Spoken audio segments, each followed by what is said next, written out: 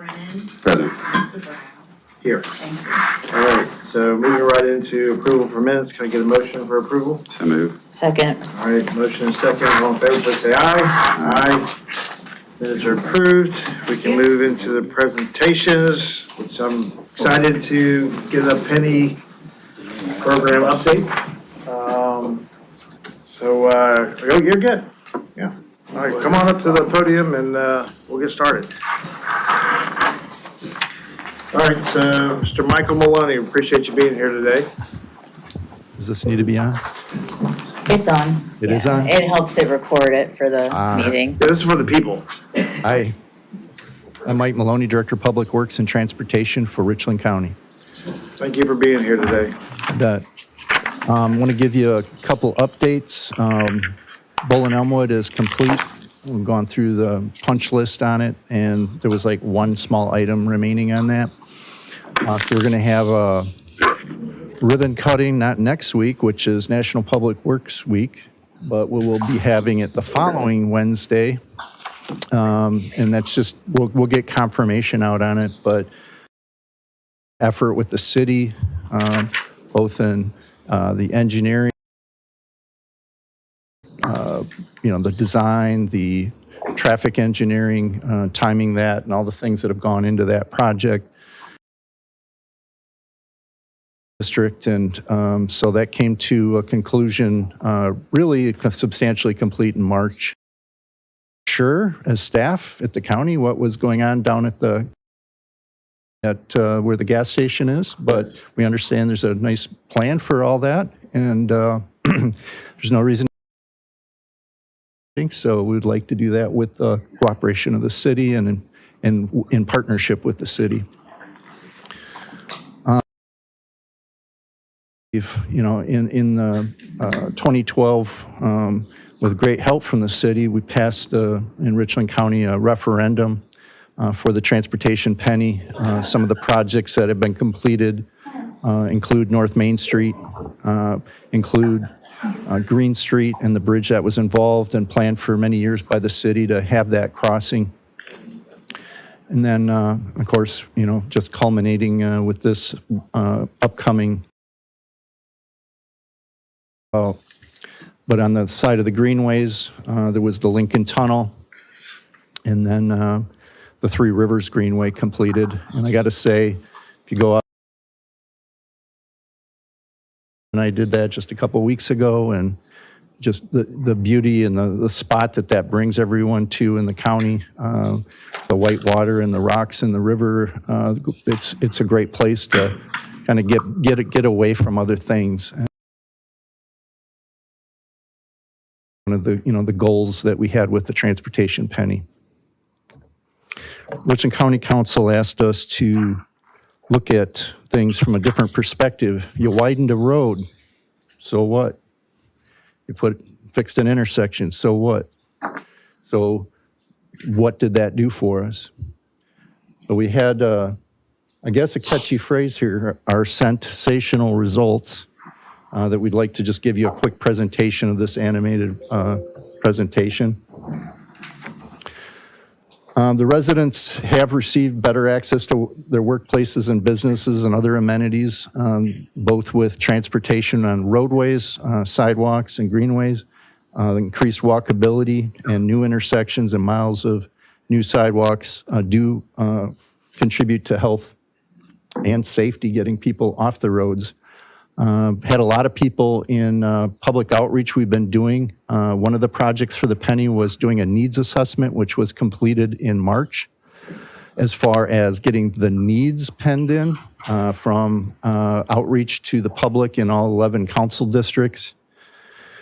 And so we have that list, and we've received lists from all the municipalities, from the COG, and our council is kind of moving forward with what are we going to do to fund that needs assessment. So these are some of the accomplishments, not just by the penny, but in concert with the penny. There's been 4,000 new businesses, nearly 20,000 new jobs, notably a 60% decrease in unemployment in the county. over 4.7 billion in investments in real estate development for jobs, and 2.5 million new annual visitors to the county.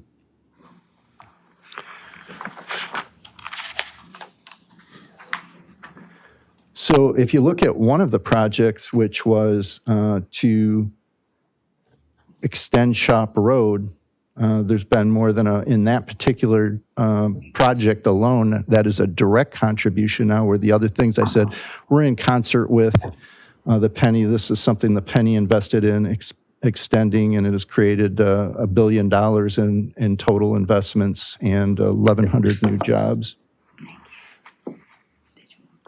So for the investment of $24 million to extend the road in the Pineview Industrial Park, included Mark Anthony Brewing, Jushi USA, City Roots, and Serba Solutions as those investments that created that over $1 billion. As far as improving safety and accessibility, we've resurfaced over 120 miles of road. There's been over 500 projects, which included roadways and bikeways. And we've completed 11 of the 12 planned intersections, as well as paving 85 dirt roads. And that means fewer accidents. So what I alluded to earlier is, what did that do for us when we looked at safety and efficiency? So looking at projects that we've had completed for at least 3 or 4 years, like Clemson Road widening and North Springs Road at Harrington Road intersection improvement, we were able to look a few years before the project and a few years after the project, now that it's been in place. Clemson Road had a 25% reduction in accidents and a 46% reduction in wait time at each Penny improved intersection. For the intersection project alone on North Springs Harrington, we had a 40% reduction in accidents and a 60% reduction in rear end accidents. We've been looking at all the projects that were completed. Well, like I say, we had 11 intersections completed, and we've gone, that information will be coming out through our PIO, but we've had accident reductions in the neighborhood of anywhere from 60 to 80% reduction. Kennerly Kugler Roundabout, for instance, is in that 80% reduction category.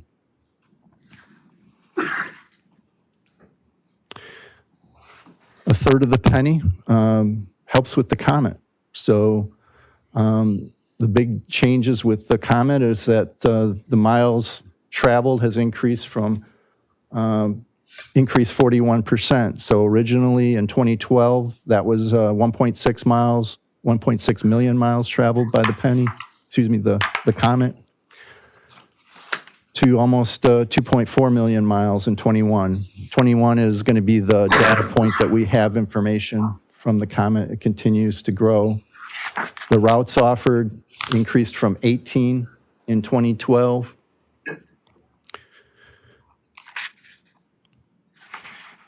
to where it's 47 routes offered in 2021. Bus shelters and benches started at 0 shelters and 15 benches to what they have here, 160 bus shelters and 129 benches. As far as buses added to the fleet since the Penny,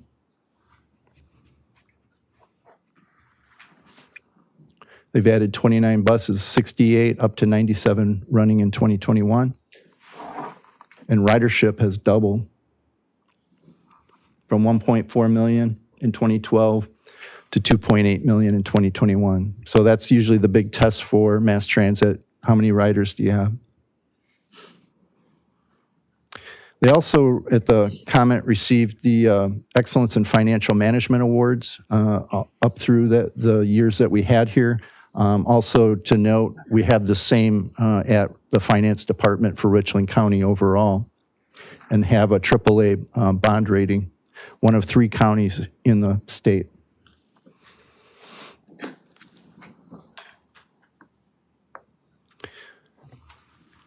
What's interesting is how is the revenue collected.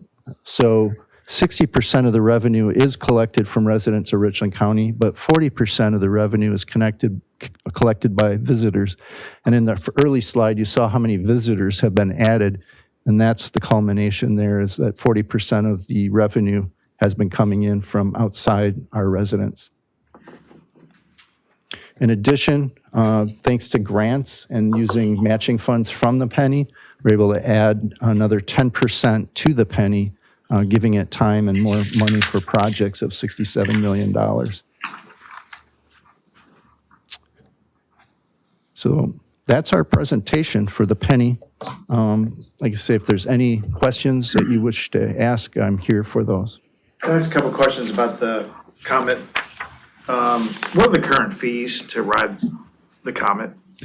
I don't have that, I understand, but otherwise it's been holding steady. We'll get the actual numbers to you. You know, Will, by any chance? I don't. Okay, yeah, if you could get that for me, that would be great. And then, is there anybody that we benchmark as far as the Comet, any particular city that we look at and? Yeah, I've got, Comet has provided the board and the public a list of similar sized municipalities, and I can share that with you. Okay, great.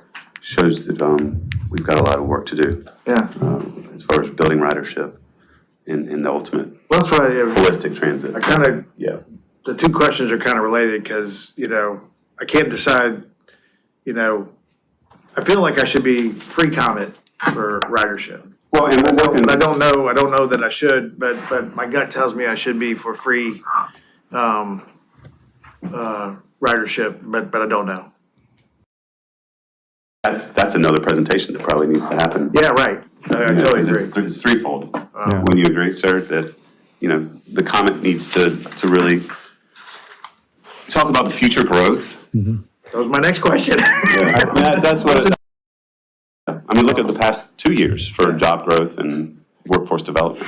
Yeah, I know. That's what I'm saying. It feels like, the Comet is more important today than it was 10 years ago. Agreed. And it should be more important 10 years from now than it is today. But so what does that look like? And how does that affect, like you just said, the workforce, and how do we add value to people's lives through the Comet? So I'm not fixated on the Comet, but I got a lot of, I think about it. We'll put that on the next agenda. What do you think, Ms. Erica? I do know they've given a presentation at the county, was that TPAC or? Yes, so we have Chairman Black from our Transportation Penny Advisory Committee here. I think Chairman Black was kind enough to sign me up for this engagement today. So they're ready to go, and they did exactly in the terms that you did. They've kind of created a network now, but to get it to this higher level is plans to do that and how to do that. I was the one who presented that. Can I? Go ahead. So obviously there have been some successes, and I'm very impressed by your PowerPoint format, by the way. Very, very innovative and progressive, and not something you typically see in government. So well done, whoever made your It slides. wasn't me. But also, I think, with a lot of city taxpayers contributing towards the penny tax, and there being a request this year for a potential increase to that tax, what are your plans to instill trust in, our residents that will continue to spend these dollars well for future projects? Thank you for the question. So you did say increase, and so I'll just go over that a little bit. That'd be great. And then get to accountability. But with the current penny, starting in 2012, it actually had its first collection period in May of 2013. And the money came in, say, September of 2013. So we've been at this just a little over a decade of receiving money. And the early penny, they said there's certain things that have changed, I guess, in how things happen. Like we're going to be responsible for utility relocation costs, whether it's water, sewer, or fiber optic and electric. So those were additional costs that may not have been understood going into the original penny. And as far as the collection period, so we could say, well, it was a little underestimated, and the penny was completely filled with projects to the $1.07 billion. So if anything moved, it was like, a house of cards there. You had everything built on that total amount with no wiggle room, no undesignated fund. The collection period too was underestimated for that growth that you saw. So instead of a 22-year collection period, the collection period is estimated to be completed in about 13 years. So December of 2026. Okay, so we're just a little over 2 years away, 2.5 years from what is anticipated to reach the final collection point. So that'll be the end of collecting the current penny. And what's being talked about is a continuation. So not like adding another penny or increasing, but a continuation with a new program of projects. So I've indicated that in 2.5 years, the collection period would end, but the commitment to complete the projects doesn't end with the current penny and what it does. So we have many miles of road and just one intersection really to do, but many miles of dirt roads. There's major widenings to happen. We just bid out Atlas Road. We looked at the council looked at the contractor coming in and rejected all bids. So we're putting it out as a new project to put out a utility relocation project and then a road project, because some of the bidders are engaged heavily in other projects. People ask, what happened with Hardscrabble Road? Well, there's two projects that are very large that DOT asked to manage. One was Hardscrabble Road because it's almost 8 miles long. The other one was Leesburg Road, which is about 4 miles long. And those were a $92 million and about a $70 million project, respectively. So those are being managed that way. The other projects that are in the program are managed by, in some cases, by the city with bikeways, or by the county staff. And our projects don't exceed about 2.5 miles. So we're embarking on Atlas Road, as I mentioned. County has rescoped that to go all the way from Bluff as a 3-lane road to Shop, and from Shop Road as a 5-lane road all the way to Garner's Ferry Road. And so though that'll have bikeways on the road and sidewalks on each side all the way from Bluff to Garner's Ferry Road.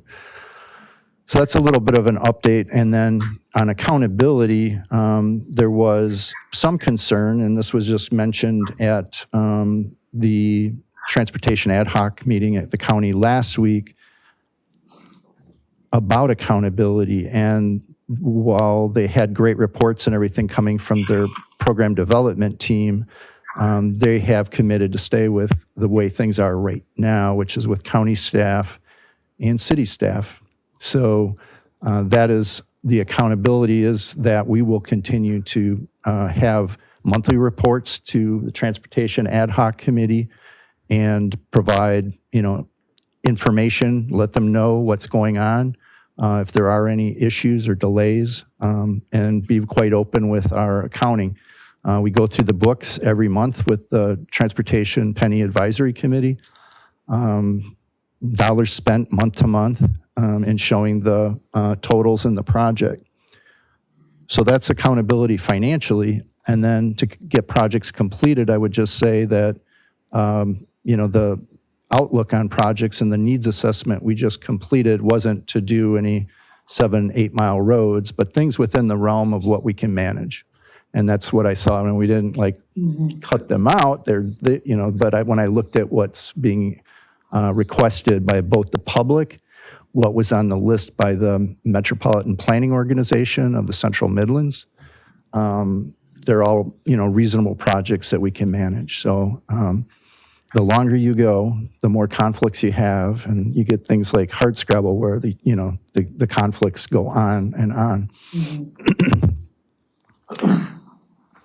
So the 60-40 split from outside Richland County, is that a cumulative number and is that trending in a different way over time? Not that we've seen, no. Been pretty fixed at 60/40? Yes, sir. Mr. Chairman. Yes, sir. Mr. Maloney, the last slide talked about leveraging grants. Can you give some examples of how the county has leveraged their share of a percentage match to, say, a federal roads program or a DOT roads program? And I believe Harts Gravel might be a great example of that. That was pretty significant DOT investment with a certain smaller percentage coming from the penny. Is that correct? Yes, sir. A couple examples of that would be, Hardscrabble, where 27 million came in from the penny. It's really about a $92 million project, so that's state and So federal. that might be why the DOT wanted to manage it. Yes, sir, that would be another reason.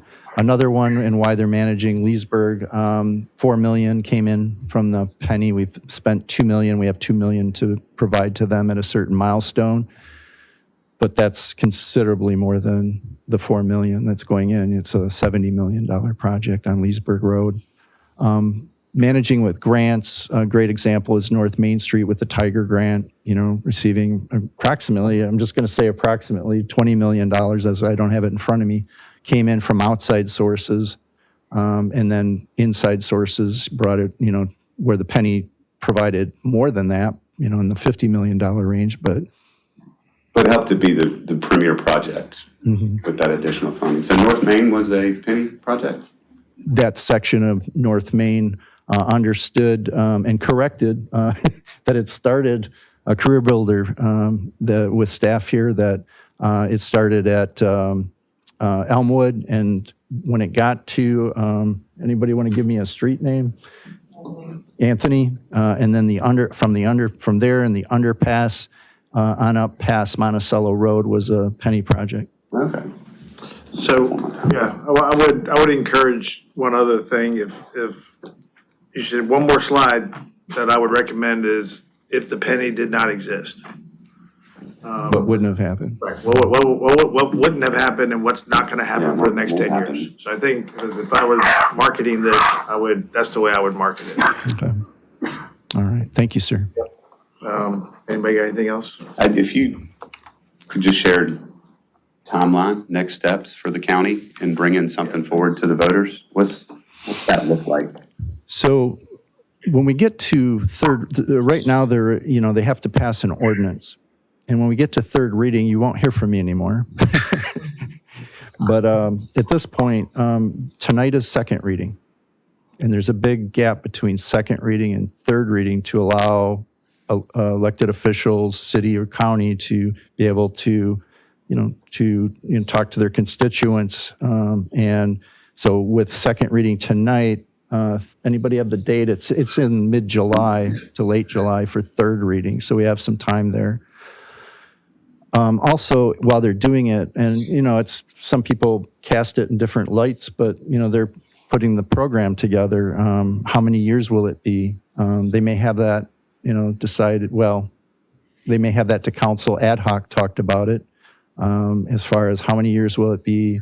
They put something forward for full council review tonight? Tonight, yes, they'll have something tonight on that, I believe, from ad hoc That was committee what? last week. They were looking at 25 years. With what would the amount be? Collections amount over 25 years? Somewhere in the neighborhood, over 4 billion.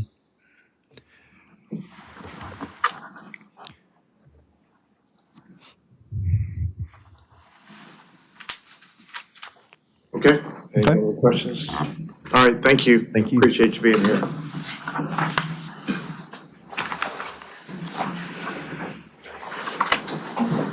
John, thanks for being here too. Yes, sir.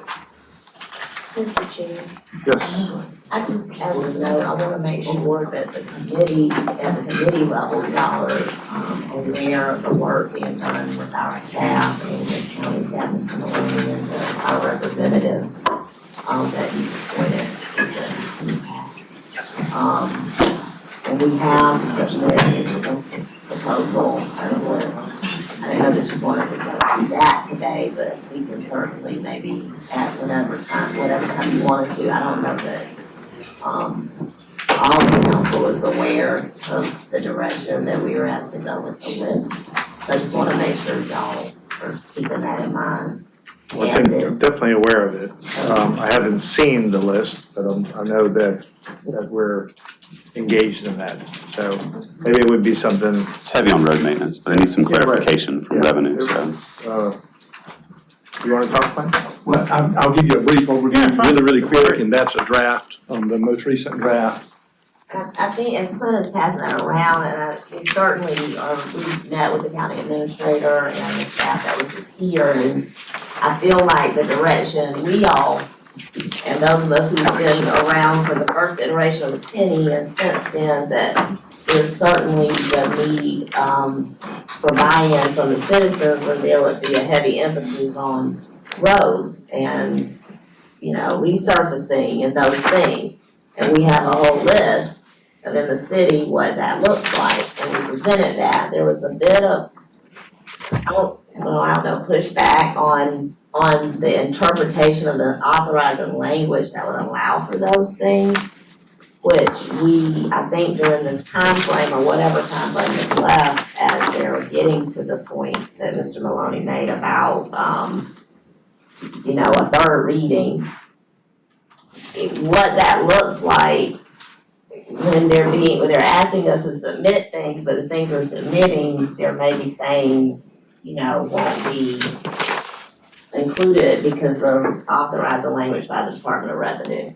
I was curious, cause I heard on the news this morning that Greenville's going through their penny reiteration, and they were very heavy. The news this morning talked about road resurfacing, so I'm just curious about the disconnect of what interpretation of a statewide ordinance or language of state law is being interpreted one way for Richland County, but made differently in the upstate. Interesting, cause I'm not sure. I underlined one phrase in here, which was quality of life. So to me, if you're gonna talk about spending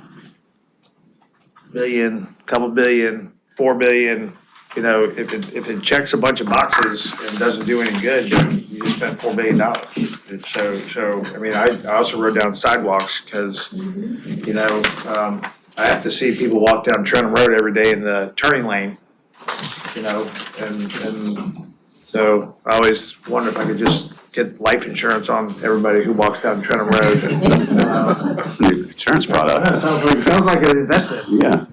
So anyway, but I mean, and that's what I was saying, if I was putting it together, I would talk about quality of life. I would talk about if the penny didn't exist. I would talk about, what would happen if we weren't investing in our communities, so I think, in my mind, if you're not enhancing the quality of life, you're just spending a bunch of money, right?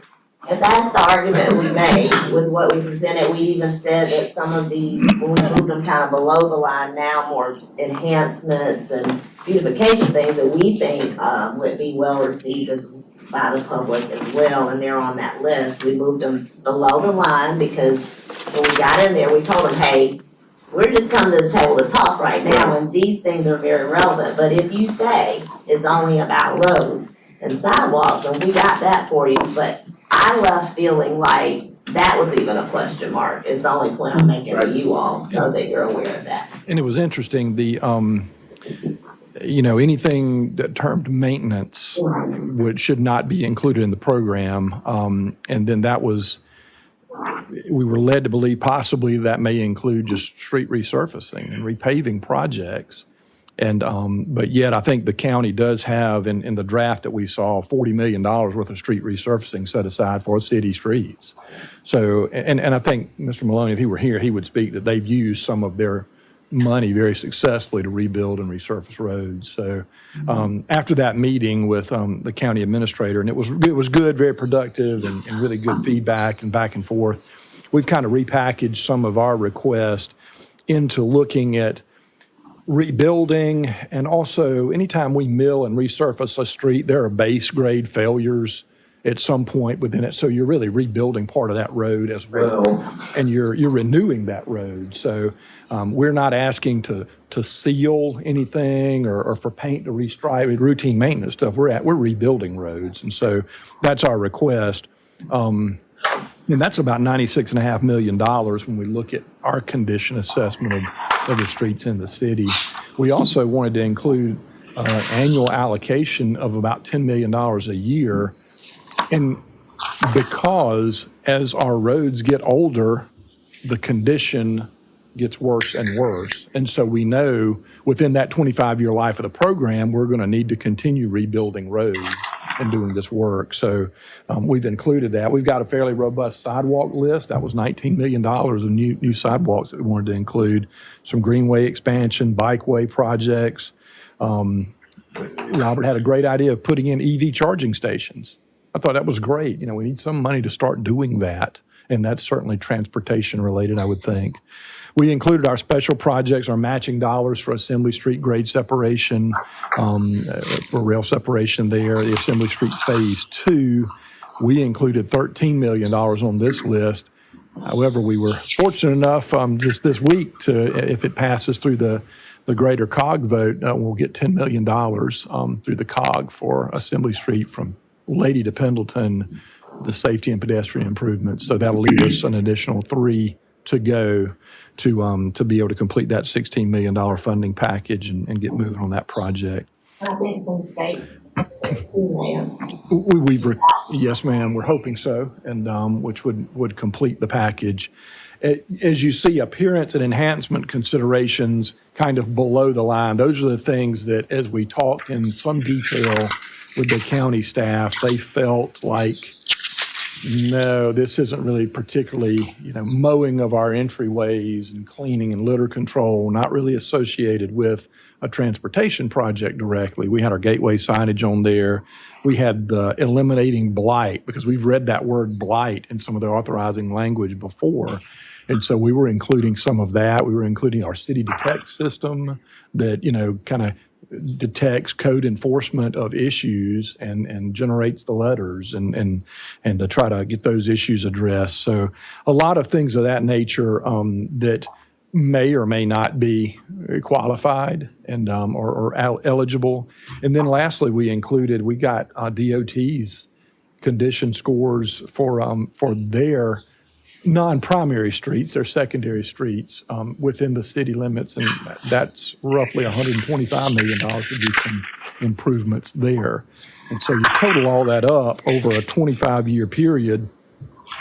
If everything on this list were to be included, you're looking at over $8 million, about $27 million over a 25-year period to fund these things that we're talking Is this about. based on 22 years or 25? 25, I think I had quoted a 20-year and a 25-year. The 25-year estimate was about 827. So 825 Yes, sir. million out of 4.3 billion. Yes, sir. But I'm glad to see, in my mind, you're checking the quality of life box.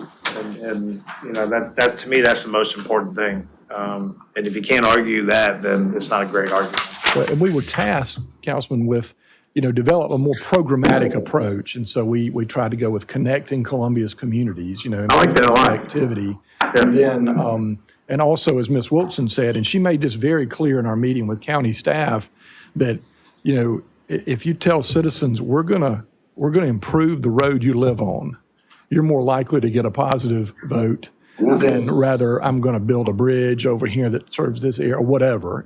So this really touches the vast majority of citizens, and I think. I like that connectivity though. That's where we're at in Columbia. But you're saying that Yeah. the barrier is the language that's keeping them from being receptive to this? So what the county shared with us, and Administrator Brown, as he joined the county, he was right in the middle of the what's eligible and how were the funds used, and he had to unpack all of that as he started as county administrator. But apparently, the Department of Revenue really didn't have published rules and regulations on what penny project money could be used for.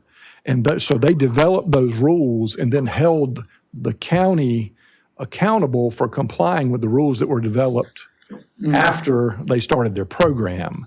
And so, that was difficult. And I think he's very cautious, and understandably so, about what can and can't be included. There are published rules that every county penny transportation program has to adhere to. I believe there's some interpretation associated with that and how you phrase and package. Can you share that with council? I don't think we We're, have it. I haven't been able to find it. Dana's looking for it, right? So we're actively To the top pursuing secret that. drawer. We haven't been able to find it on the top secret website yet, but we're looking, and certainly we can get it from the county. So I think it's partly how it's interpreted, and Councilman Brennan, I think you and the mayor and several of us have a meeting with Department of Revenue to kind of talk about this programmatic approach, eligibility, and I think down the road, we probably sit with the county and DOR, kind of flesh this out. To me, that would be the right way to do, get some advisory opinions, and can we agree on this? Obviously, time is ticking, though, We would because just consider this mostly a compliance issue, is what you're saying. I think it is, yes, sir. It's possible that no one really knows exactly what the compliance is. I think a lot being left up to interpretation and regulations that are written by revenue professionals that maybe don't do transportation work like we do every day. And so we want to be able to share our staff's insights into, what really is maintenance versus improvements and enhancements. So They made a big point in their slides about traffic safety, reducing auto accidents, pedestrian accidents. So if we can layer that into, I think there's an argument in every category yes, sir. for safer roadways and sidewalks. And that is, Everywhere from mowing, litter pickup, yes, sir. We tried to, particularly in some of the resurface rebuild projects, that every single one, we would evaluate, public safety, pedestrian safety, potential bicycle improvements, those sorts of things. As we look at replacing pavement, we would evaluate all those things, every single road that we do. So, I was more talking about the programming of it all, okay. moving forward annually. Thanks, Thank Glenn. you. Appreciate it. Okay, let's move on to the next item.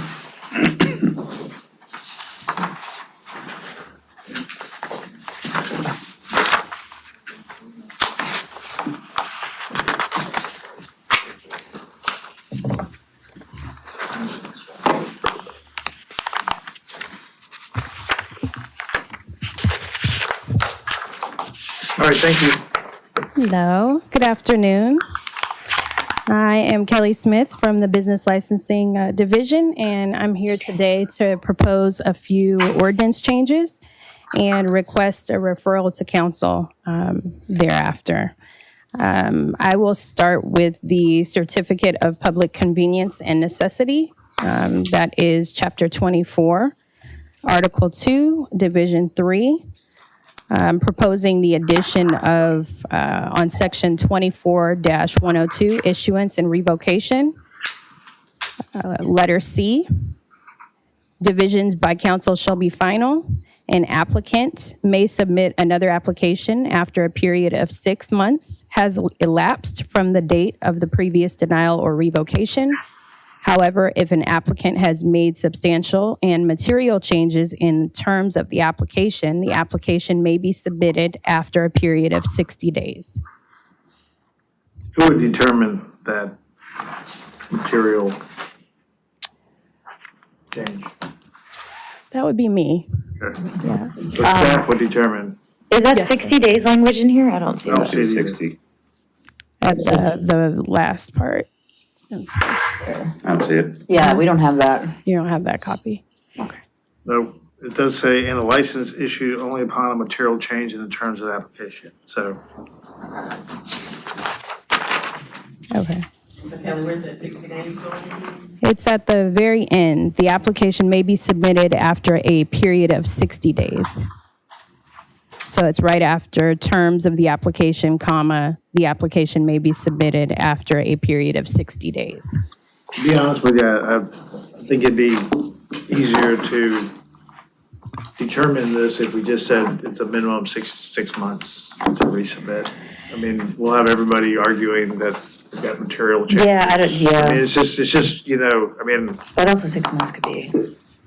but I mean, I think the answer is, what we want is, I mean, and again, that's a reasonable, you know, question, should it be 6 months? But I'd rather just have it more black and white than gray, and I think it'd be better for staff to have it more black and white than less gray as well.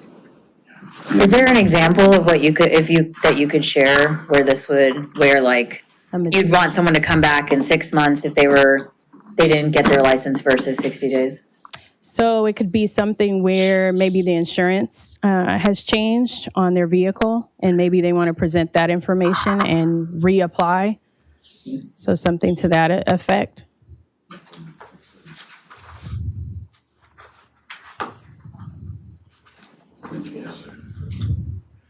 Can you read your language again? Absolutely. So we can, And tell us what section you're in again. Sure. I'm on section 24-102, issuance, revocation, and I'm on letter C. Oh, yeah, we Decision. don't even have a C. we don't have C. You don't have C? No, we only At have all? B additional.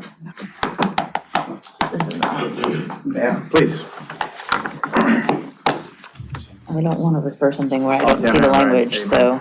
Yeah. Mr. Chairman, members of the committee, one of the reasons why originally it was going to be that there was a 6-month time period. Yeah. This was to prevent somebody gets denied, they just resubmit, gets denied, Right, resubmit, again. and you would have all these hearings that you 100% didn't need. agree. Yeah. Under the law, material means it would change the outcome, right? So let's say that somebody had an application, it came to council, and council rejected it because the route went through a neighborhood. So they came back with a new application that changed the route, that solved the problem that you were concerned about. That was the reason why that was changed, to try and make it accessible if somebody was able to address the concerns that council had. Now, there's no legal reason, there's not a legal impediment. You can do however you want. If you wanted to just make it 6 months, it can just be every 6 months, and that's fine. But the thinking behind the material change was that if somebody made an application and you had a concern with the application, and so they fixed it, they would be able to come back. Well, couldn't we just like not, we could also just not vote on it and have them change it and then vote on it and approve it, right? Like if we had a concern about their insurance, for example, we could decide to table the vote and just have them fix that and resubmit us the application. Okay. I mean, my concern. Yeah, if you haven't voted on it. Yeah, well, Yeah. my concern is that, okay, so it says, if there's not a material change at all, then we wouldn't want them to come back with the same application that we just Correct. denied. So they're, by definition, if there's no material change, it would just go into this perpetual denial of the same thing. So there has to be a material change in order for us to relook at it. So either way, whether it's 6 months or 60 days, there still has to be a material difference in the application, otherwise we don't want to see it, right? Correct. All right, so I mean, in my mind, I mean, I can live with either one, to be honest with you. I don't know that I want both. But by definition, we wouldn't approve it unless there was a material change. So I think, does that fly in the face of our business-friendly approach? Waiting 6 months? No, I'm saying I can live with Without 60 the days. material. Well, I mean, I guess what I'm saying is, okay, so if I'm 15 years old and I go to my dad and say, can I come home at 3 in the morning? And he says no. Oh my And God. then 6 months later, I come home and say, can I come home at 3 in the morning? Why would he say yes? So all I'm saying is, without a material change in the argument, there's no reason to bring it back up, is all I'm saying. I would have a concern if this were to read that upon its denial, you can't reapply again. I would have a concern because council changes. I mean, they could we can't do it in perpetuity, deny them in perpetuity. Okay, I agree There with needs to that. be a period of time, and that period of time is not magic. It could be a year, it could be 6 months, it could be 60 days. That is a policy decision made by you guys. So you're recommending 6 months, but with a material change determined by staff, 60 days. Why What's the logic behind 60? Why not 30? I don't know that I think it was just trying to give people some time in case there were additional changes or things of that nature. And again, this is what you guys consider to be what this committee. Because if it's consider to just be a practical. clerical issue, Right. like your It could vehicle be. of insurance, I feel like that could be settled in 48 hours and. Yeah, that's a good point. apply. And that's what I'm trying to say is I would hope that, well, first of all, I want to see the language before this is not the accurate language, so.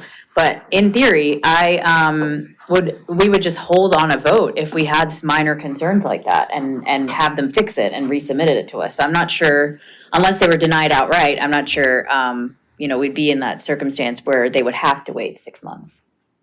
Right, yeah, I mean, Which is the ideal situation, to your point about Yeah. business friendly. yeah. Yeah. I We want to work with them to have a correct Yeah, application. I just think it Yeah. should just be a material change as deemed by staff. I don't think you need the 60 days. Okay.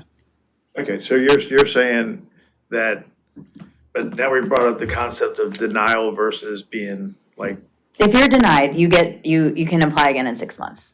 Clean. if you've been denied, If there are concerns that we have, we can, if you've been deemed to have a material weakness to your application, there's our language. Apologize, I missed the email. from Thank you. Ms. Kelly, you're welcome. an applicant may submit another application after, okay.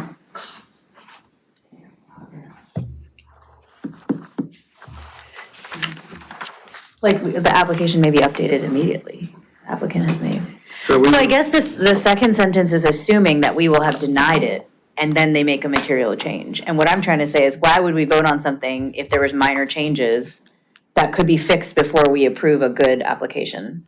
Do you understand what I'm getting Is at? that a procedural thing though? Yeah, like, that's what I'm trying to understand, why, I actually think that would work very well. right, so, And then you wouldn't need to have a decision about the material change. Because you may deny a convenience or necessity permit because of the type of vehicle that they have, or the amount of insurance that they have, or the route that they're going to take.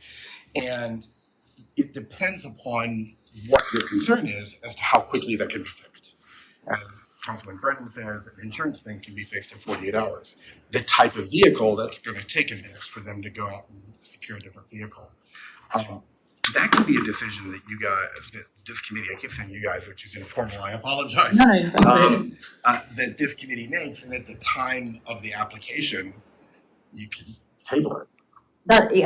procedurally, that makes more sense to me than to then make them wait again, and it's at the discretion of staff to like get back in 60 days. I don't know, that's what I would be in favor of. so would you be in favor of changing the 60 days to 30 days? I wouldn't put it, I would just say, however, if an applicant has made substantial material changes in the terms of the application, The application may be resubmitted. I believe what Dr. Bustles is suggesting in that is from however, strike everything after that. Because what you're suggesting is there wouldn't be a denial. there wouldn't, that's what I'm saying. Table. Yeah, like why would we deny a permit on a small, like a small thing that we have a, In a taxi cab. This is, Yeah, I know, remember I this get is taxi cab. I get it. But it's not only is it only for taxi cab purposes? no, this is for any business Any license. business, right? No, this is Taxi cabs. only for taxi cabs, Yeah. public necessity. Limousines, shuttles, taxi cabs. Yeah, up top. Oh, got it, public convenience and necessity. I still don't think it changes your argument, regardless of the more narrow definition of what we're talking about. So, is everybody okay if we come back with you wanna change the language now, or do you wanna come back with some different, new language? So do you wanna strike it now and say this is what we wanna do?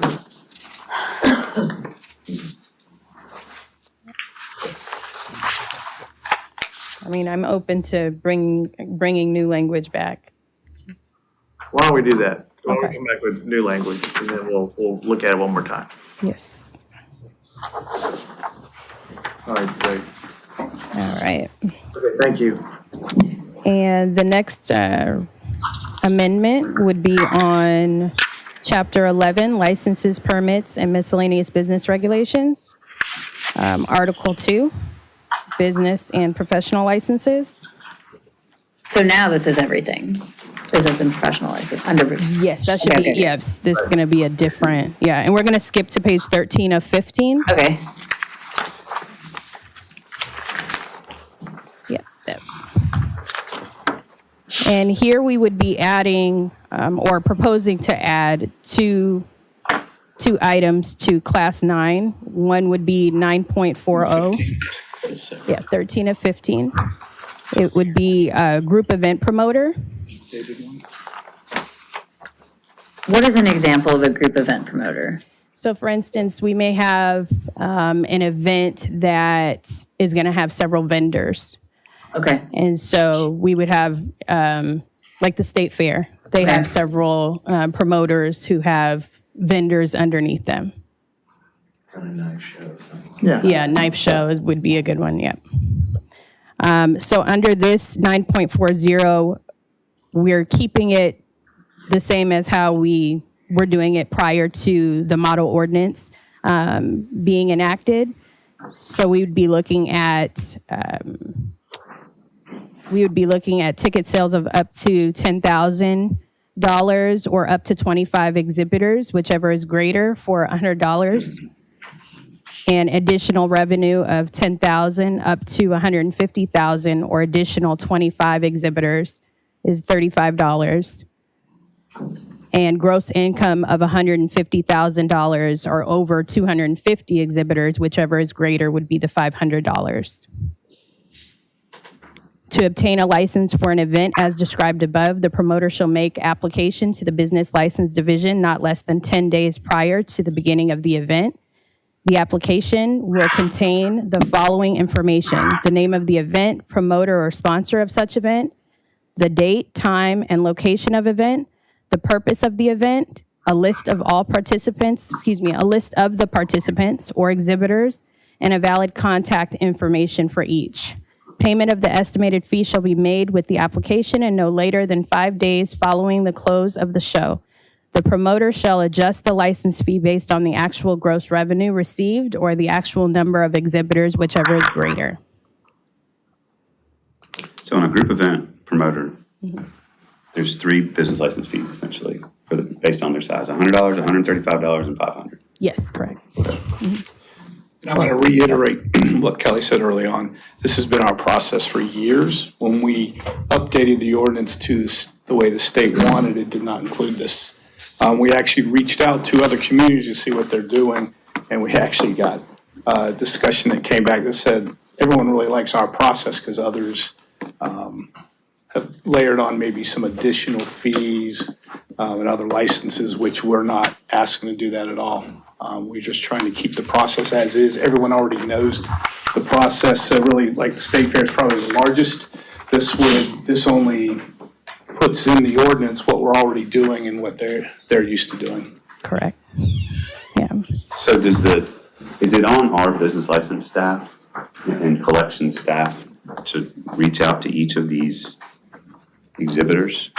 Yes. Find out sales and then, Yes, especially if they have hospitality tax. We make sure that they're set up. So that's why we ask for that list of vendors. We'll get that prior to the event and we'll reach out to each vendor that's selling food items and set up their hospitality tax accounts. do we have a ballpark number of revenue streams from events like this and operations like this?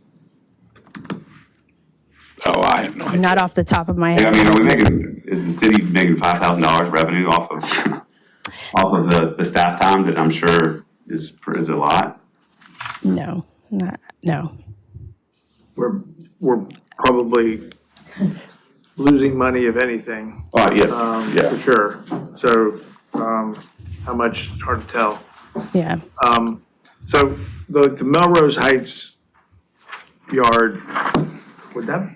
Art in fall the in- Yard. Art in the yard, yeah. Would that fall into this or not? That one doesn't sound familiar. They don't have tickets. They apply for, that's a nonprofit parade permit approach, isn't it? Special event perhaps. Yeah. So I think that's something different. Maybe they're just 5 doing points art celebration. that people Does that can fall come into and this? view and go through Well, their. they have computers. vendors. No, they do have vendors. They do have Yeah. vendors. Their own Person in the license. yard is a vendor, he's selling stuff. he or she is selling stuff, so, And a lot of them are vendors from like Soda City and stuff. yeah. Yeah, I know. No, I'm just trying to Essentially what it understand is. how the ordinance would be implemented in different situations. Yes, this would qualify. Snitch. And I wanted to add too that it goes into, so if a promoter does get this promoter's license, then the vendors do not have to get a business license. So, and that's been the practice, that was. So in if the they have a ordinance business before. license and they're at a neighborhood yard in the park, they're fine. They're fine. And Correct. most of them, I would assume, because they also table or vend at Soda City, probably have their license. communities, wasn't it? So we're not telling on them, we're just being clear Well, actually, it'd be the pretty cheap way of doing business. to always do group events. Yeah, that's what I would do. I'd be like, we don't wanna do, this is what we wanna do. I don't wanna do anything crazy.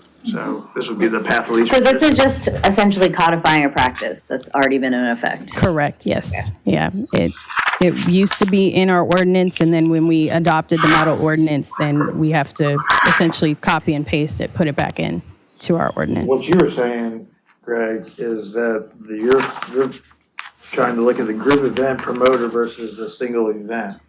A single event would be different. That was, and again, this is what was previously in the ordinance. I haven't exactly seen what Kelly had in there before.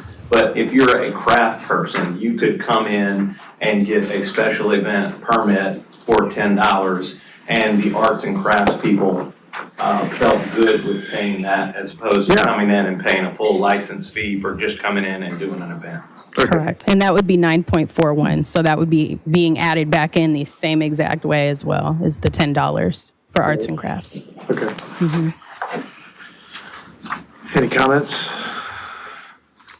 Okay, all right, thank you. You're welcome, thank you. Oh, and additionally, I'm sorry, the last piece was on the rate class schedule, so 10 of 15 at the bottom of the rate schedule. We would be adding in the practice of long-term rentals. Less than 5 units is not required to obtain a business license, which is a practice that we've been, Yeah, I was gonna ask about, okay, I'm glad you brought that up. So that's the way it is now? Why? that's been the practice, yes, sir, for years and years. Okay. So, all right, but that doesn't mean you don't, as a business license, you get a permit, but you don't get a business license, right? You have a permit. For years, this provision was in our ordinance, and that predated the residential rental permit. When we created the permit, we required that everybody had to get a permit. Everybody's gotta get a permit. Yes, if they have a business license, they don't have to pay for the permit. But then when we passed the model ordinance, it wasn't in there. So everybody and all the citizens and our staff have always operated under the old ordinance. So this is just making the new ordinance mirror the old one and the practice that everybody has been following. Okay, so you're telling me that's what everybody's doing today? Correct. You have more than 5, Long-term, long-term or short-term? long-term. Long-term. Short-term requires a business license regardless. Okay, all right, I think I got it now. All right. Okay, thank you. You're welcome, thank you. So you all are good to go with the second packet, the first, change we'll bring back. Yes, please. Correct. Absolutely. Very good. Thank you.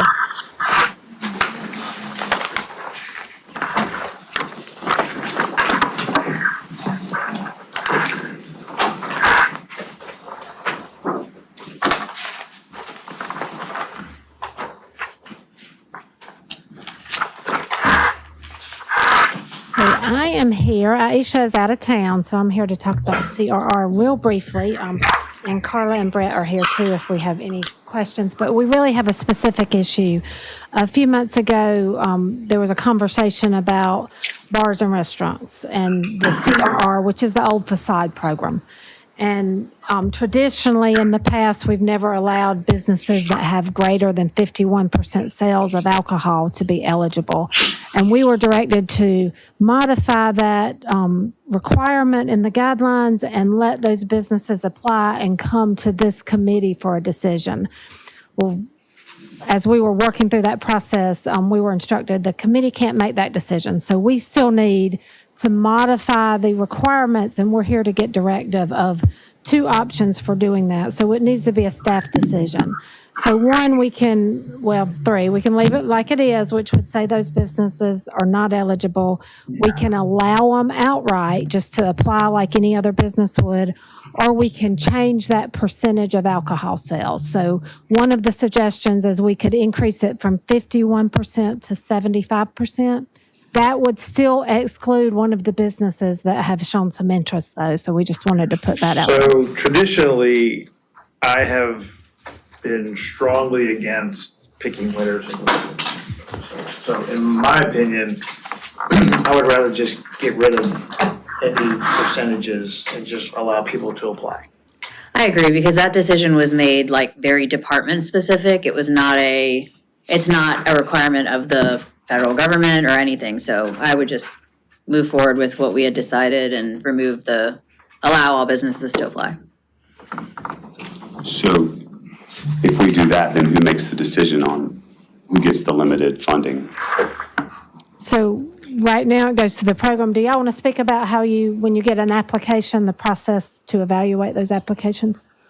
You got to come up here though. You gotta come to the mic. Thank you very much. And I do want to point out, let me read the ineligible, because we're here to talk about the 51% or greater alcohol sales.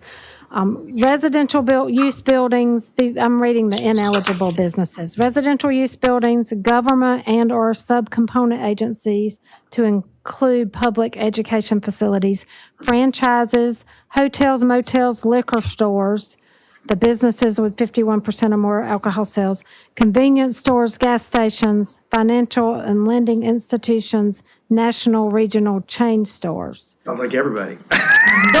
This is really your small business. Oh, It's a regional. small business program. I'm on. Not regional or the store, it said national or regional. I mean, could a restaurant have 5 locations Just in don't know why we should only people. Columbia and be booted? In the past, yeah. It was just single small businesses that were eligible. Because the funding was limited, if you had 5 different locations, you wouldn't be eligible for 5 different funding opportunities. So it was limited to single-owned small businesses.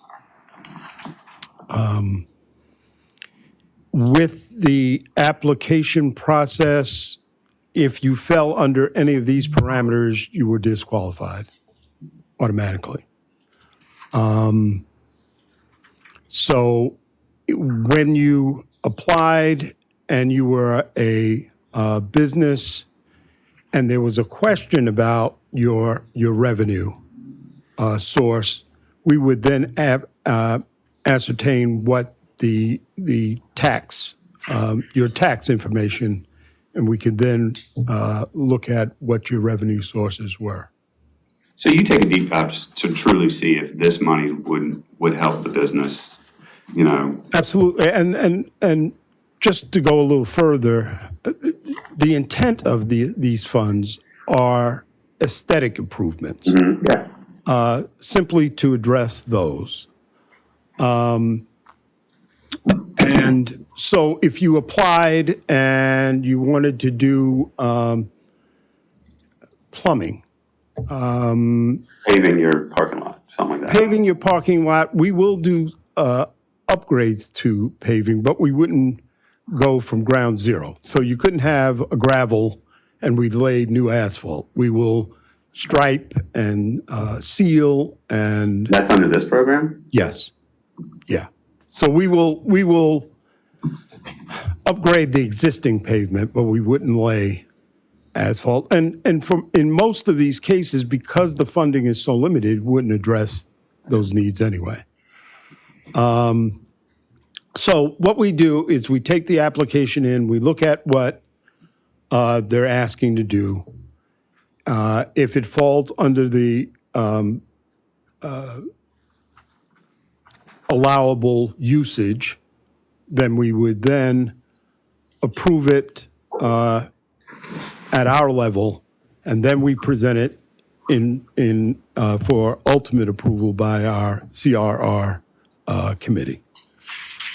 So your ask is only about 51% alcohol sales, nothing else? Well, yes. The specific ask for today is to Take that one off the ineligible modify list. or get rid of the 51%. It is, because we were directed to modify it where it comes back to the committee, and that's not an option, so we just want a directive of, And that's not an option because of the program requirements? no, because this committee can't vote to take action. And Tracy, TK, do you want to talk about that?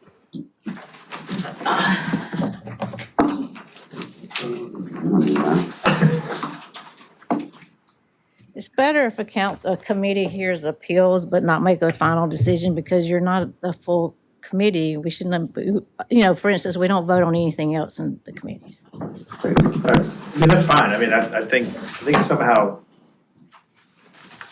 we got in that situation, and I don't even remember exactly how. So, I mean, for purposes of this discussion, it would be my preference just to get rid of the 51% completely. Okay. To be honest with you, going forward, I would not be opposed to a discussion to make this a bigger program with less restrictions for the future. Right, and the one concern I will say will be limited funding. Yes, but I we get can it. certainly I talk totally about understand that. That's what I'm saying. So Yeah. going forward, I would, Every year, no, not everybody's gonna get. yeah, I would be, But I want people I would be to- in favor of less restrictions and more funds. So we are now opening the door for liquor stores to apply. I don't care. I mean, So, well, I mean, well, let me- seriously, I So, wouldn't care. but that flies in the face of what the mayor's trying to do with Right, I thought we were scaling back, talking, scaling back the Columbia skyline that's on, with all actually, the. with the restaurant bars, we were opening the door for. Yeah, restaurant a- bars, not liquor That stores. type of facility that falls more Liquor in store on line the with ineligible list? Yes. high alcohol, yeah. Yes. Liquor stores would still be ineligible, yeah. So any place that sells Daniel stuff is not eligible. I mean, The anyway. window screening is a bit out of control. No, the LEDs are out of control, is what's out of control, so, in the, maybe someplace green, so, or whatever, so. All right, so for purposes of today, though, we're just talking 51%. Yes, sir. Okay, thank you. All right, any other comments? Mr. Brennan, would you drive us into executive session, please? Mr. Chairman, I make a motion that we enter an executive session for discussion of matters relating to the proposed location, expansion, and provision of services, encouraging location or expansion of industries or other businesses in the areas served by the public body pursuant to SC Code 30-4-7085, Austral Development. Second. All in favor? All right, let's go. I don't have that memorized right now, will I?